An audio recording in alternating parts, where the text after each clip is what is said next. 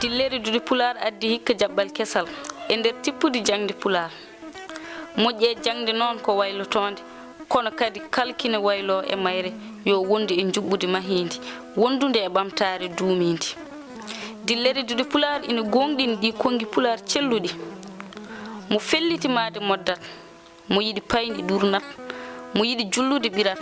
kono kadi mo yidi njumri ina foti munji kuri nyaaki hol waylu mo dillere pular addi e hitande ujunnaaji 16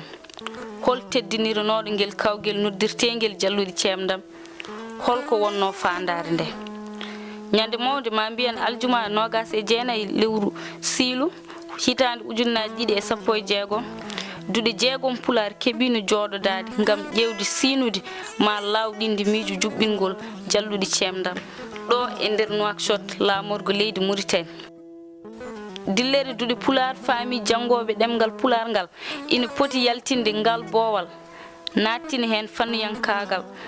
ko wayno dartol ma gandal leydi needi rendo hiise diini l'islam e ko nandi hen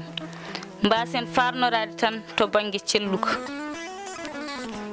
teddinirno ngel kawgel noddirtengel jallude cemdam ko hoorejo landa dawrugol mbiyeteka dillere ngam matade leydi Mauritanie hono kan Hamidou Baba jabbiɗo miijo jallude cemdam ko alda e tefede ma yenede goppuɗo haajuji mum ari ngam yidde tawtorede kawgel ngel dañi wune sibu waaɓe no Kadjata Malik Diallo en ba Adama Diallo Mouhammed kala keɓino tawtorede ɗum ndeke bandiraɓe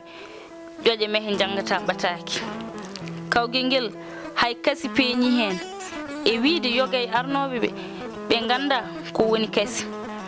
kan holliti dañi hen humpido e gandal mawgal sibu e wiide makko ko meeɗano andude génie en herbe firtat e pular ko jallude cemdam sibu weltare makko e yidde makko ɗemɗi gendiji Mauritanie jangue addinimo wiide dillere dude pular lakas ko onon jeeyi kala nde cohluɗon garane jeenari mbaɗetendi hen ndi mboɗo gaddi e kala jolal woni ko mbiten édition waɗande on ɗum bandiraɓe ko ɓuuti holliri hoorejo kan Hamidou Baba hunaninoma dillere dude pular yaaduɓe kelgal ɓe kala e mabɓe mo Allah rokki fartangue nawi polgu mo o tottu ɗumen jeenari